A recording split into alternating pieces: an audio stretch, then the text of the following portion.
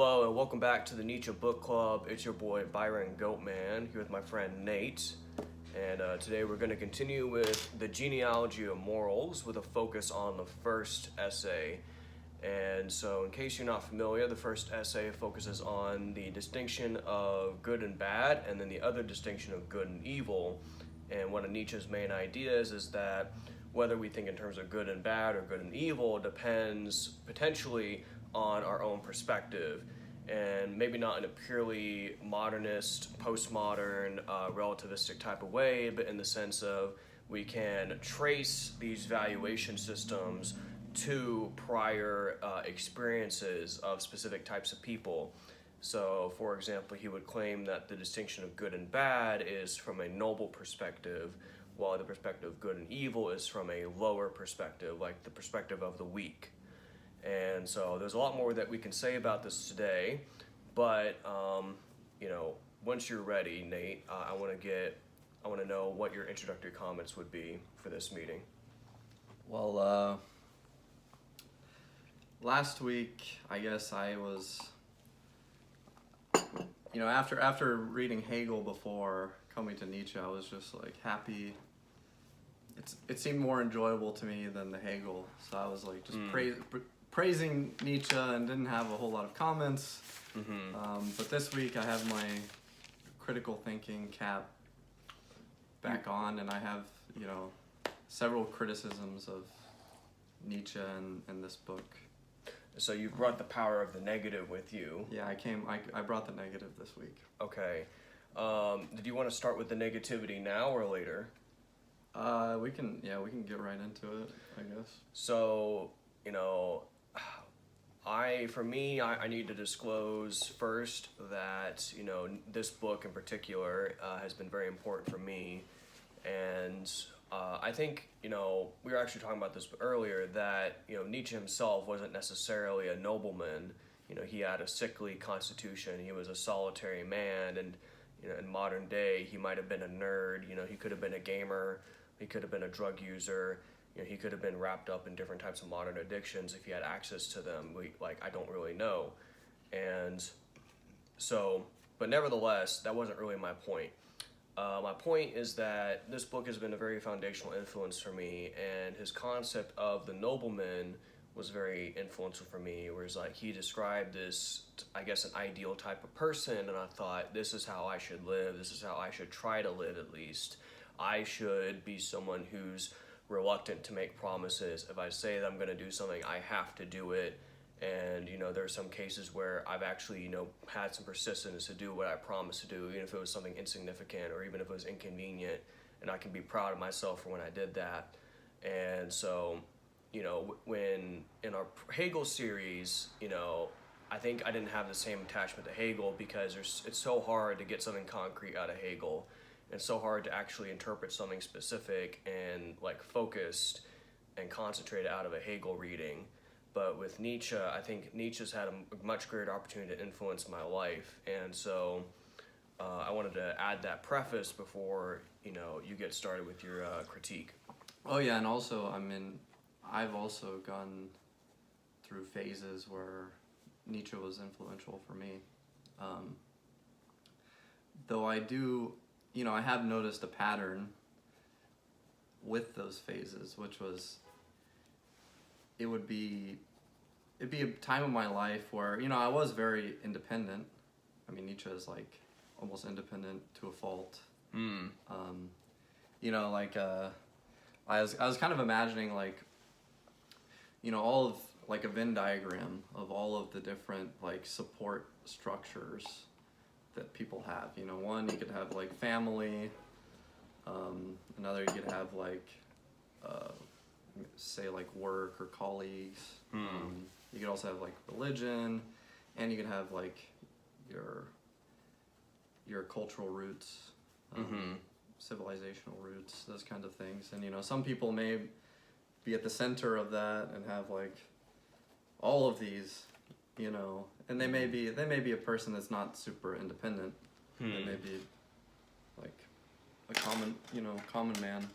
But I think everybody needs to be somewhere inside this. Whereas I see Nietzsche as almost I mean, he does have his cultural roots. He talks about that, but to a large extent, I kind of see Nietzsche as being like outside of all of these, you know, and that's kind of.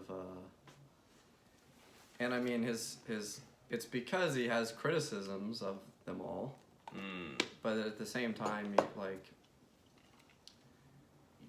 you know, you can get into a state where you're more focused on the negatives than the positives, you know, because like, there's probably, because every one of these has bads and goods on just a personal level, but you know, sometimes you can find like that place where you're more focused on like the things, the joys of life, and more like watering those seeds, and you're not as distracted by the negatives, you know.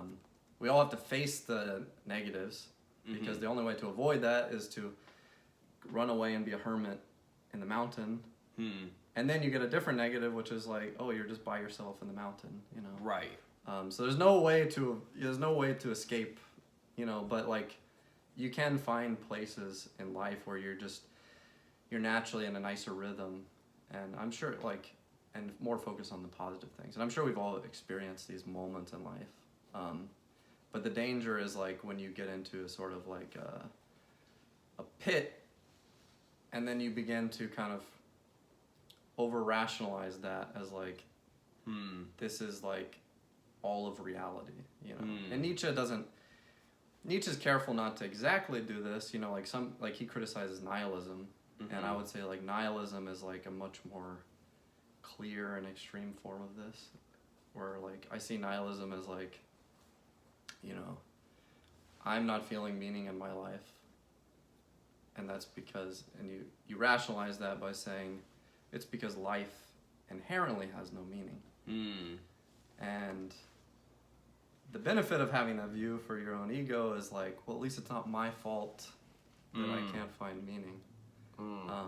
But you know, some people have taken that rationalization and written whole books about it. They create like a whole, like, make certain assumptions, and we can create a whole logical framework. Okay. You know, but you know, it's all about the assumptions and your perspective that you're starting with.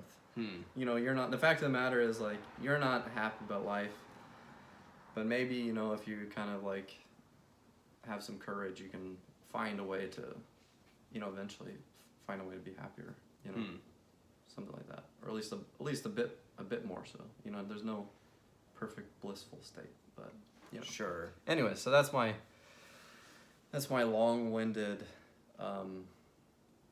background, I guess. That's a little different from the criticism I was going to make, I guess. Okay. I think. Do you have any comments on that?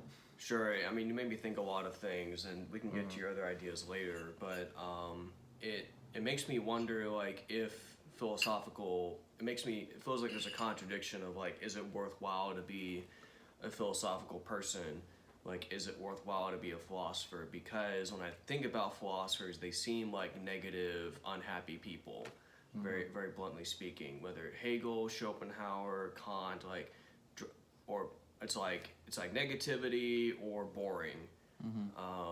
So then that's how I'd include Kant in the list. Is that Kant would be a bit boring, and like he's a bit dry, he's a bit academic, and so there's a lot of these traits that we don't want, but these people are supplying some really good analysis at the same time, and they're supplying some very interesting ideas.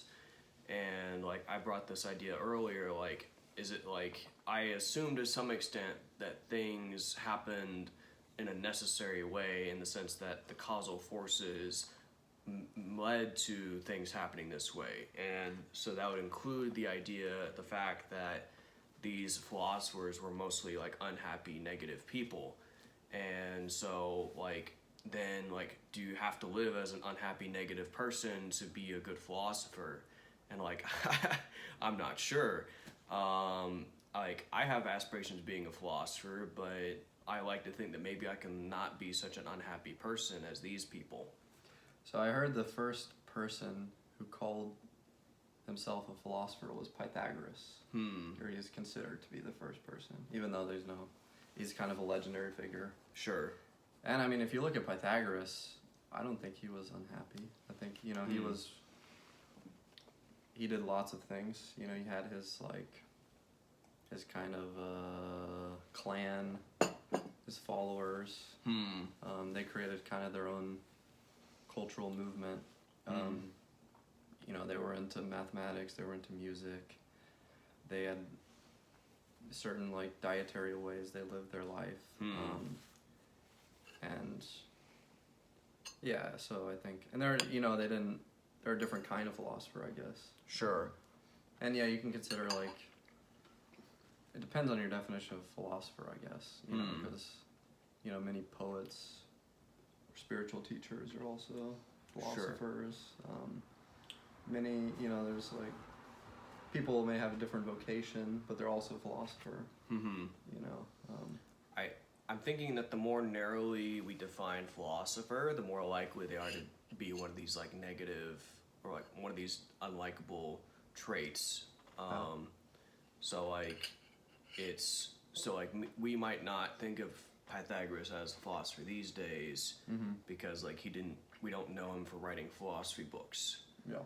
And so like if we take philosopher in a strict way, we could count it as someone who's written philosophy books.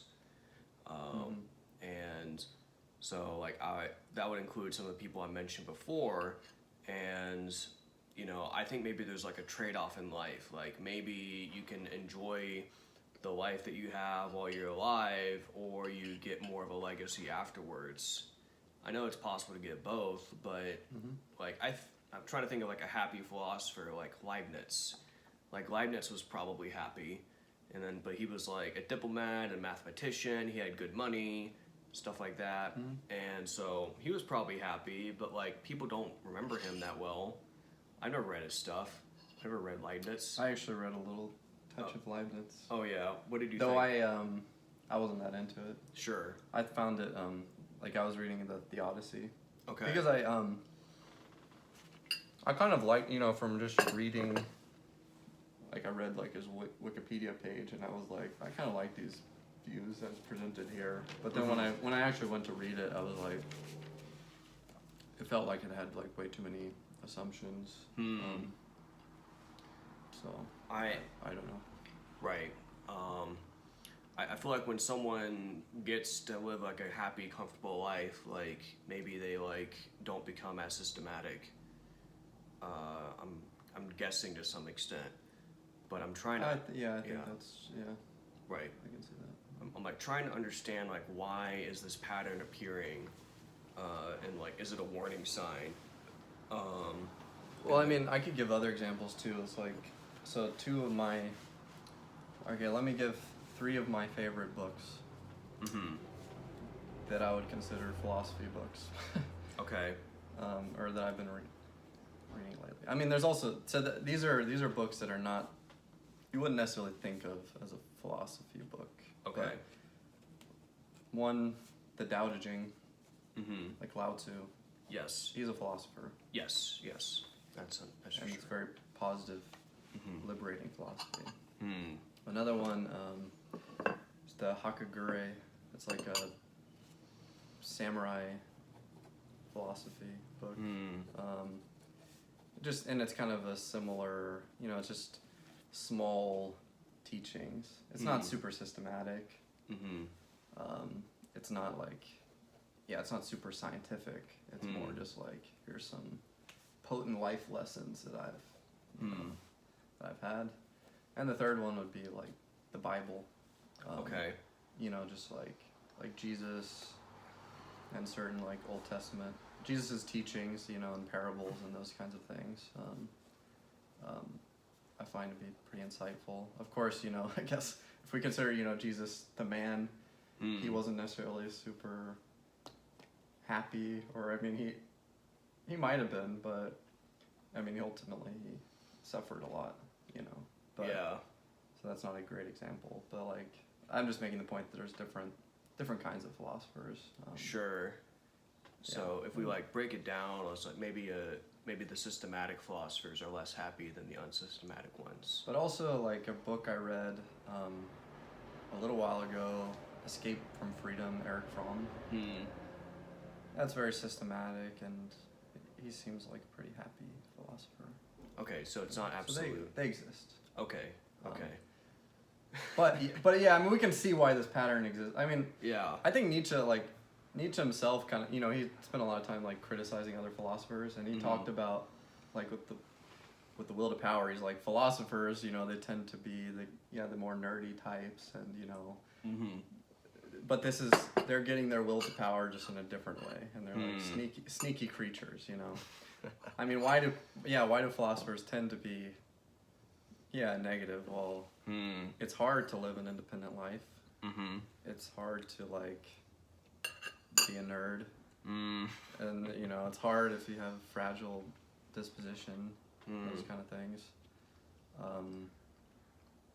These are all really hard. There are people, like, some people may have the ability to just, there's all these problems around them, and they just like don't, just somehow are seem unaware or whatever. It's like some people are more critical, and that can be challenging. But it's definitely not absolute. I think in any generation you can find like negative and positive and all those kinds of, all the in-betweens, And then so maybe people in general have like a certain need for negativity or to negate things, and maybe a healthy, strong person can do that physically and naturally and socially, and then the philosopher may not get to do that the way others can, and then maybe they channel the negativity through their writing.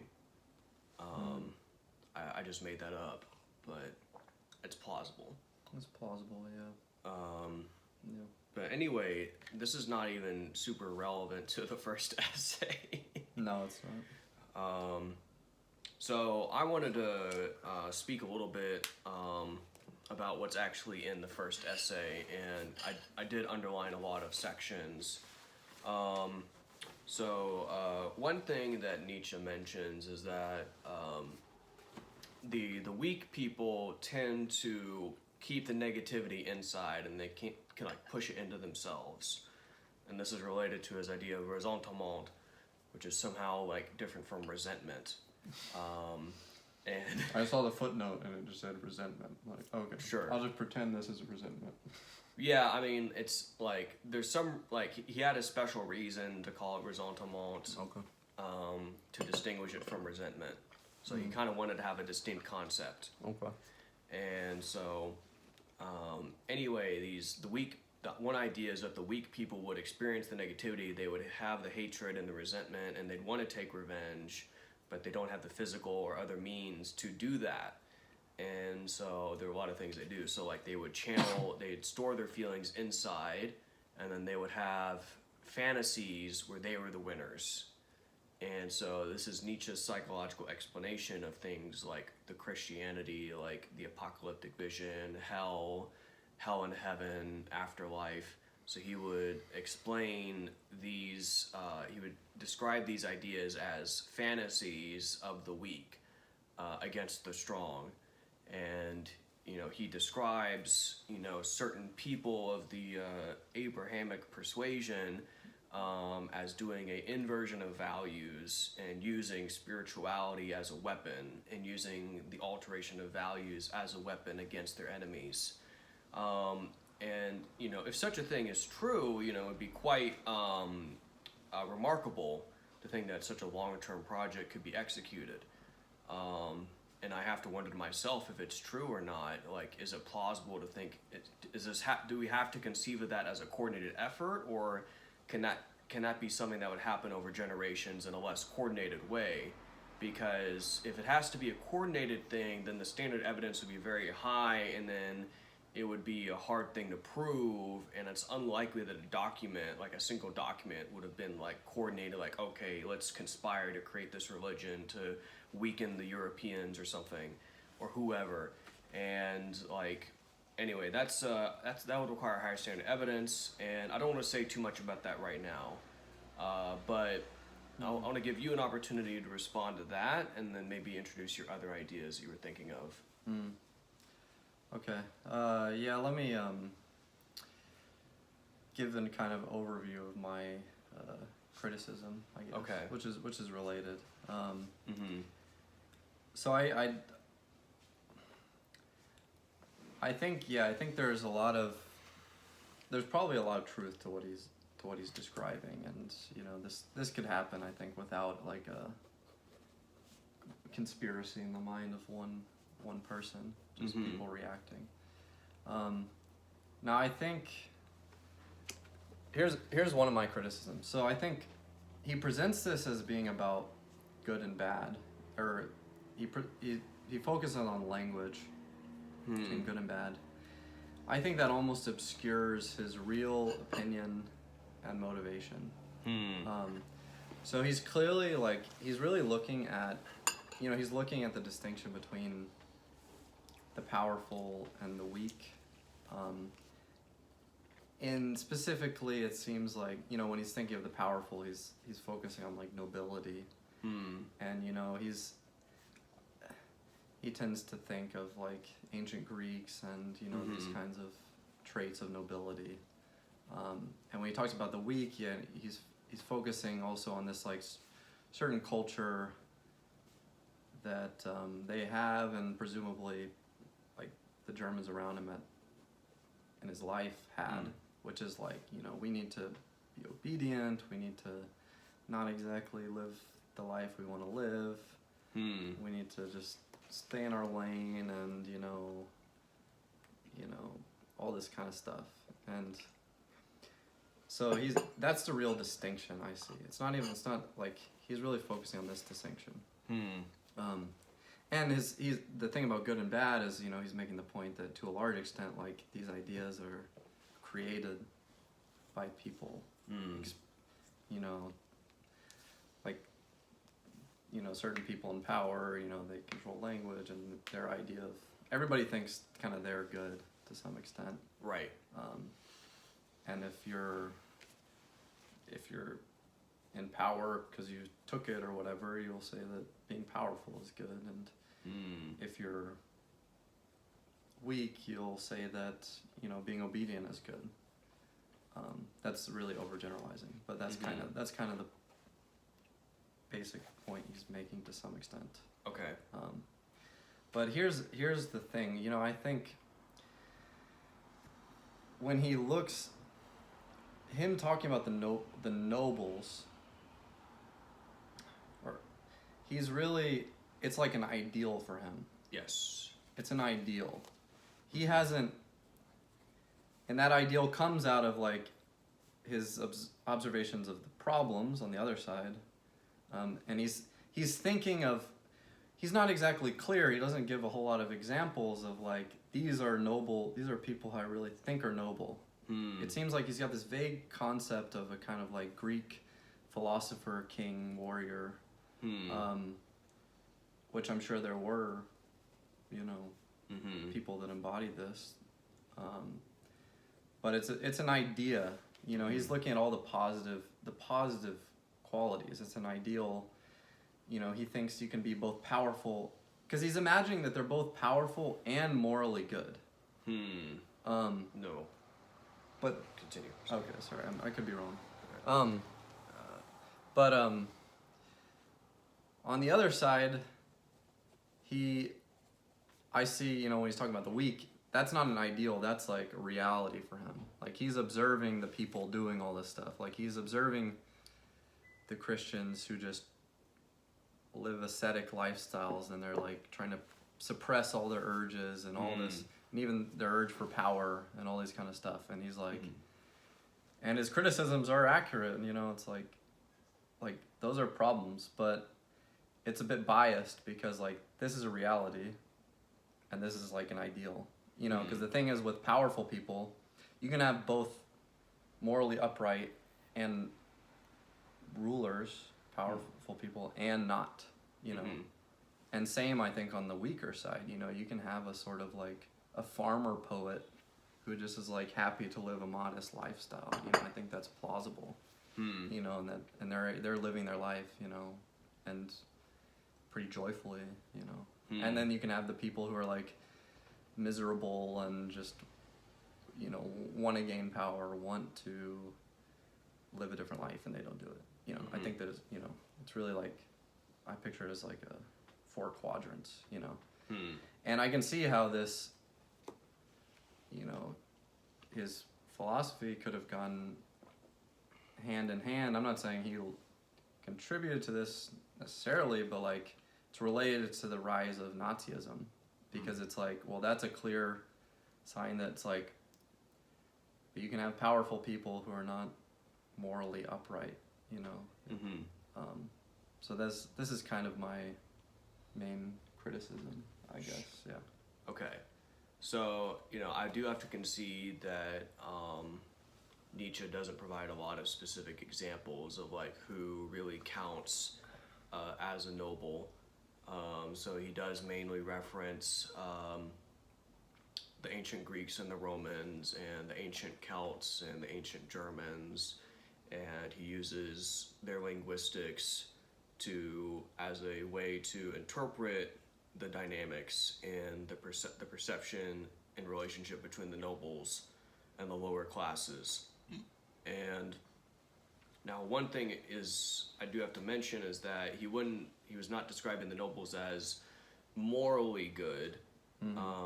They would be good in the sense of being strong or having a type of dark purity, in the sense that all their evil just comes out openly, in that they could go out and just have a violent rampage of destruction and then take glee in it, and take glee in actions like murder and theft and conquest and blood, and they would feel at peace, or they'd be happy with it. They would enjoy war and death of their enemies, and they could respect their enemies as their proper counterbalances. And when the nobles had their feelings, they would just express their feelings immediately. They'd be impulsive, and they'd risk their lives.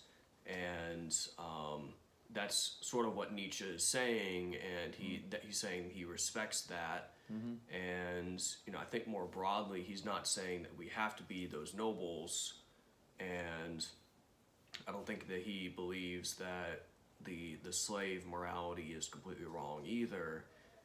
He might argue for taking some of both if we had the opportunity to speak to him by the end of his life, or if he got to live a bit longer and have his sanity longer, he might have advocated for that type of balanced or synthetic hybrid vision, because this book presents its own dialectic, because Nietzsche argues that the noble morality was sort of like the first position, and due to its own weaknesses, it was defeated by the slave morality. Slave morality basically defeated noble morality, and that seems broadly true. We don't have people who act like the nobles that Nietzsche describes. This seems like something that was more common in the past, and so it's hard to even imagine living like one of these nobles that Nietzsche describes. You basically get arrested, like if you pretty quickly, if you just did what you wanted when you felt like it. So anyway, I'm gonna take a break there. So what do you think of all that? I think that makes sense. I think it's just I still think his ideal itself is a little biased, in the sense that I don't think had he lived much longer and observed like the rise of Hitler and Nazi Party, I think he would have had to change his opinions. He would have been forced to. It would change everything, because he's like, now we can see that like this golden-haired beast that he talks about is is a bit. He'd be forced to, because I think he's got this ideal in his mind where he's picturing like, although he's picturing these. I don't want to keep using the word noble, but like generally, like cult, like he's picturing like a Greek king who has like a lot of culture and he's like art. I'm just guessing, but okay. And at the same time, yeah, they relish in strength and war, and these things can go together, and I do think they can. But if he had observed like Hitler, he'd be like, okay, like maybe power is not the only thing that's important is strength. We gotta like, there's more dimensions to this equation, you know. And you know, at his time, he was probably like accurate in some sense, you know, because he like there probably was like a severe repression that really needs to get out. But you know, it's not like there's more element. Like I just find it a bit biased. You know, as us as people today reading his work and what are we gonna take from it? You know, I can't like. You know, I got to take some things with a grain of salt. You know? Well, you know, it's worth noting, like, you know, for the Nazis to make any use of Nietzsche, it had to be a very selective extraction of text. You know, if they extracted the whole of Nietzsche's writing, they could not. If they followed all of Nietzsche's writing, they could not reach a Nazi conclusion. So, as you may know, Nietzsche dedicated time to criticizing the Germans, and Nietzsche dedicated time to criticizing the drinking of beer and things of that nature, and, you know, also Christianity. And then on top of that, in a separate book, Nietzsche mentions that the ideal combination would be to actually blend the Germans with the Jews. He thinks like the best possible human would have been created if we mixed the Germans and the Jews, which is obviously totally opposite of what the Nazis believed. And so I think that's very noteworthy here. And then another point is that with the Blonde Beast, this has been interpreted in this, I guess, Germanic centric way, but you know, in the footnotes, it's mentioned that Nietzsche also refers to other people who are definitely not blonde as blonde beasts. So if you look at other parts of the text, he refers to people like the Arabs. He refers to Arabs and and the Japanese as blonde beasts, which doesn't fit the human hair color. So it's more likely that he's referring to a lion. So he's more so he's making a metaphor, and he's metaphorically speaking of these nobles as lions, as ferocious fighters, conquerors, vanquishers. And then with that interpretation, it's also more compatible with, you know, what he says in Thus Spoke Zarathustra, where he has his own dialectic of camel, lion, and child, where the lion is at least superior to the camel in terms of its virtues of, you know, I guess transcendence or something. I'm not sure. So I think there's at least two major footnotes. Yeah, I mean, I don't want to be super like reductionist with his work. Sure, definitely, and I know he's got many different writings. That's not, and I'm not even saying that it contributed to Nazism, but I can just see the bias. Like let me read a passage. Okay. For example, like he says, while the nobleman lives in trust and openness with himself, the man of ressentiments is neither upright nor naive nor honest and straightforward with himself. So he says this about the nobleman, and at the same time, you know, he's clearly assuming here like trust and openness with himself. That's different from strength. So this goes to show, this is kind of like one example of what goes to show me that he is picturing a kind of like an upright,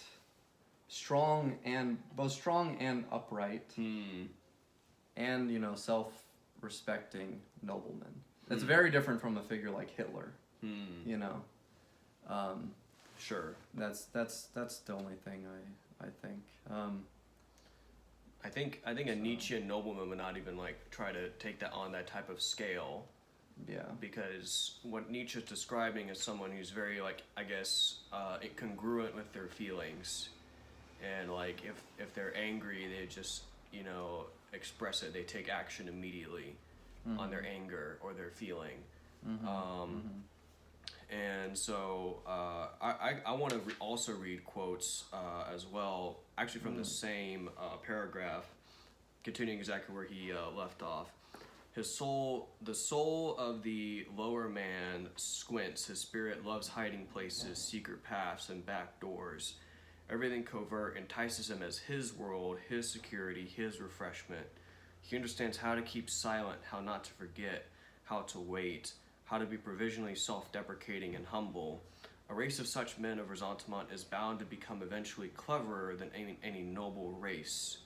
It will also honor cleverness to a far greater degree, namely as a condition of existence of the first importance. While with noblemen, cleverness can easily acquire a subtle flavor of luxury and subtlety, for here it is far less essential than the perfect functioning of the regulating unconscious instincts, or even that a certain imprudence, perhaps a bold recklessness, whether in the face of danger or of the enemy, or that enthusiastic impulsiveness and anger, love, reverence, gratitude, and revenge, by which noble souls have at all time recognized one another. Resentment itself, if it should appear in the nobleman, consummates and exhausts itself in an immediate reaction, and therefore does not poison. On the other hand, it fails to appear at all on countless occasions on which it inevitably appears in the weak and impotent. And so I can like when I read this paragraph, at least the earlier part, there's a specific person I know of who's a friend of mine, obviously, who tends to be very indirect, and it's like if he has a problem with me or someone else, he will not bring it up to them proactively, and then he stews in his resentment. And he came from this background where he didn't have a father at home, and he was surrounded by other people who could physically dominate him. And so I can psychoanalyze this man and think of him as developing this tendency to be subterranean and to suppress his own negativity and keep it with himself, and then he'll have this indirect way of expressing his negativity rather than what I feel like I might tend to do by contrast. Like I feel like I am more likely to express my negativity up front and directly, and that causes me problems sometimes, but I can also be proud of that to some extent.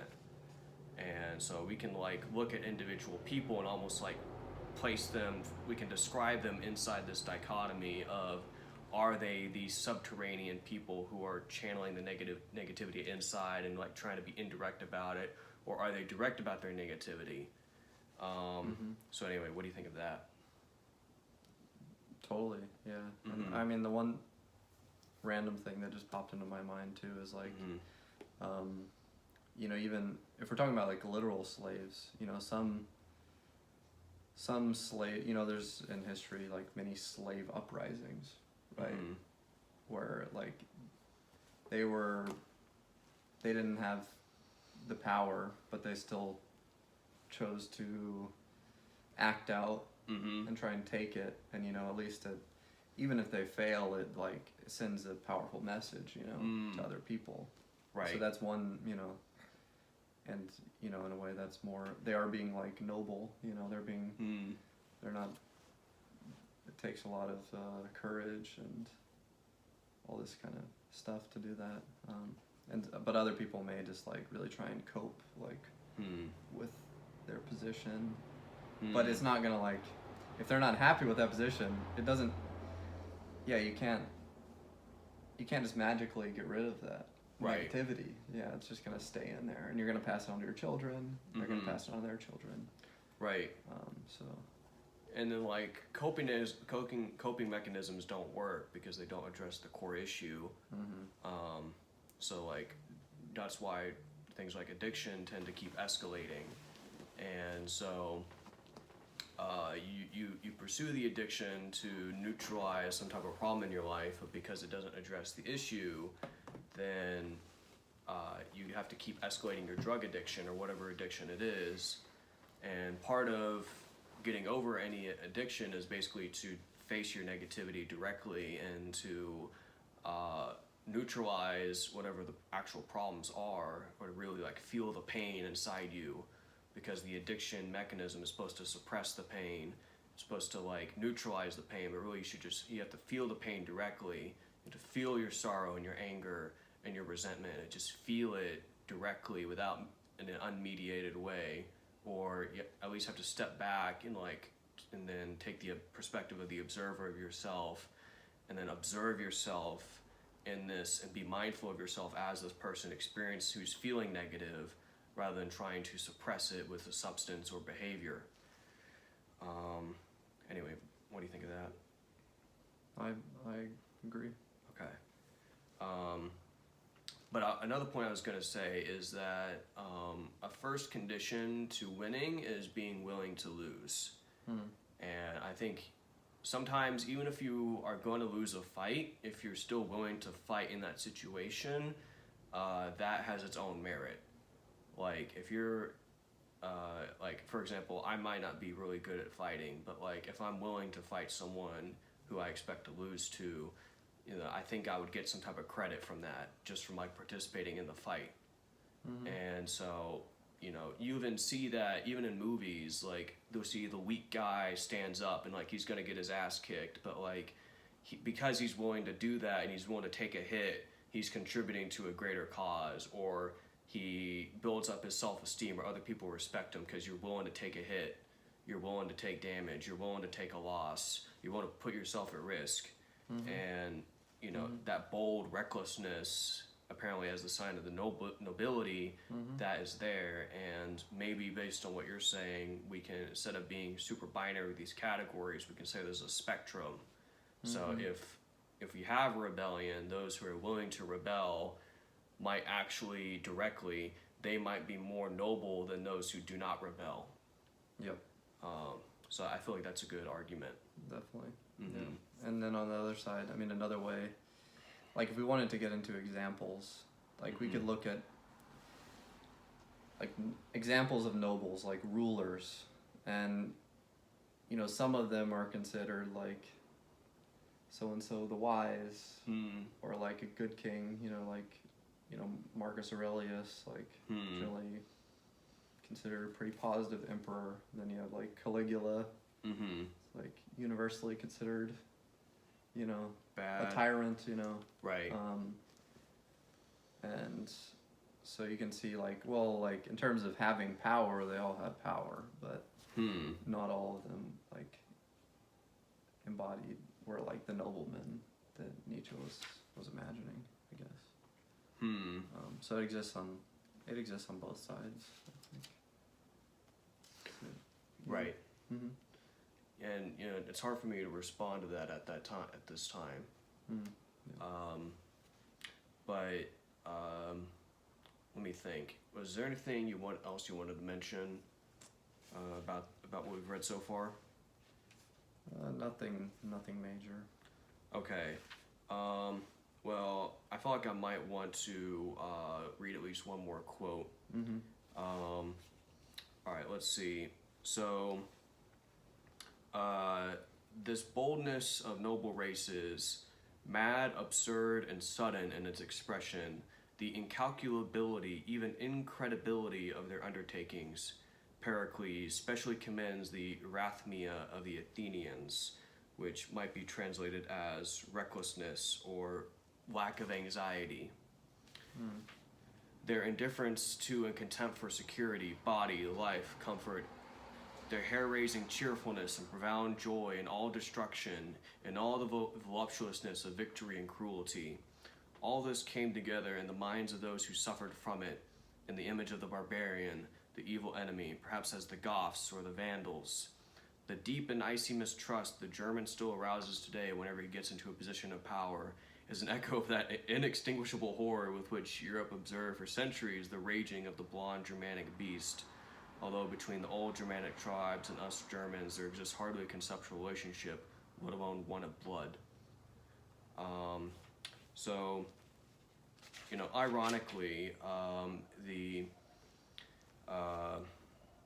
that is a direct mention of blonde with Germanic. So, in some translations, sometimes that's the only one that's preserved verbatim. I just do want He talked about like how the Celts were blonde too. I don't know why he's making such a big point about this blondness. It's kind of confusing to me. I'm like, what is? Right. Why is that important? I guess it's distinguishing. Yeah. Now, to be fair, if you go back to the previous paragraph, I think he does like group in Arabs and Japanese as being one of these noble groups as like basically lions. And so I think that when he says blonde Germanic beast, he's just saying that this is the Germanic type of lion, and that you have the Japanese lion, the Arab lion, and you have other types of lions. Basically, if this is a predominantly male-oriented thing. So let's just say that if you are a noble man, then you can be a blonde beast in the sense that you can be a lion, and that you can be a conqueror and a destroyer and a torturer, or like, you know, whatever. And you can be a nobleman too, theoretically. So it's I don't know if torture would count. okay. That's a bit extreme. Okay. Voluptuousness of cruelty. So I think that might include like sacking and pillaging of enemy cities, you know, and taking advantage of that situation. But, you know, Nietzsche also speaks on the importance, like, for noblemen, that they would have to respect their enemies, and that actually respecting your enemies is the precondition of actually loving your enemies. And so if you are in this position of resentment where you can't actually respect your enemies the way a nobleman can, then perhaps you cannot actually love your enemies the way the Christian ideal actually teaches us to. Anyway, do you have anything to say about that? Yeah, I think, you know, one takeaway I would have, this is just my interpretation, but you know, it almost sounds like what Nietzsche is criticizing is like fear, being cowardly, and also, yeah, I mean, not having the kind of not expressing yourself, you know, which is related to that. And I think that's kind of getting a bit conflated with the idea of like power, or I would argue this is potentially getting somewhat conflated with power and weakness. Now there may be some correlation where it's like if you are a courageous person and you know, expressing yourself, probably there's a good chance you will find some kind of success or power. But I mean, like, if you're born into a certain social strata and this kind of thing, you only have so much you can do in a single life, you know. Right. So I would say, like, and I agree with him on that. I just wouldn't want to conflate these things, because it's obviously like somebody can like try and conquer out of a place of fear. You know, they don't trust themselves, and that's why they have to, like, the only way they can,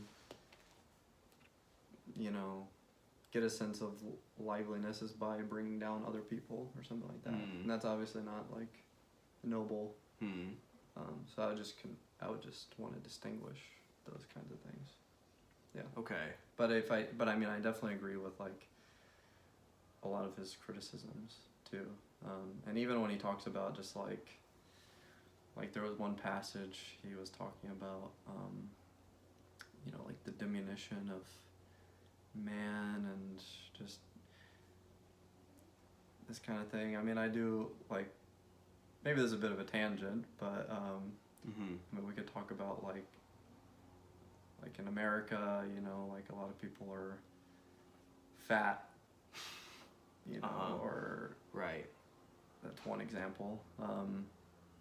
And in many European countries, it's like maybe not as fat, but I mean definitely not like, they don't have a culture of like strength and like good health. Right. You know, if I look at like the British, you know, if I see this, and also I look at like certain British thinkers, and they tend to be, I mean, this is probably true everywhere, but like they tend to be very long-winded and very kind of highbrow. And I'm like, this is like a certain like, I mean, it comes from privilege, but it's definitely a certain like weakness to it, you know. And to his point, it's like, well, this is all, so long as you maintain your privilege, it's all well and good. You know, it's like, but if, you know, we don't live in a post-war society. I mean, some people may have convinced, you know, like, think that. We don't, you know. It's all well and good until you actually need to use your body, and you actually need to, you know, make quick decisions and those kinds of things. You know, so we shouldn't we definitely shouldn't like put it on a pedestal at the very least.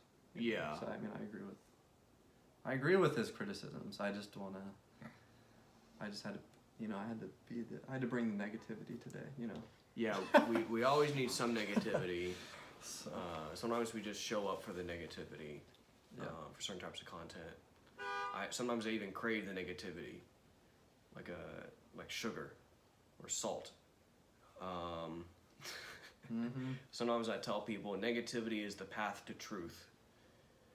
And I'm not sure if, I don't know to what extent Nietzsche, I feel like Nietzsche might say that someone might deserve noble privilege if they have the types of virtues that he's describing, at least in a historical context, maybe not today.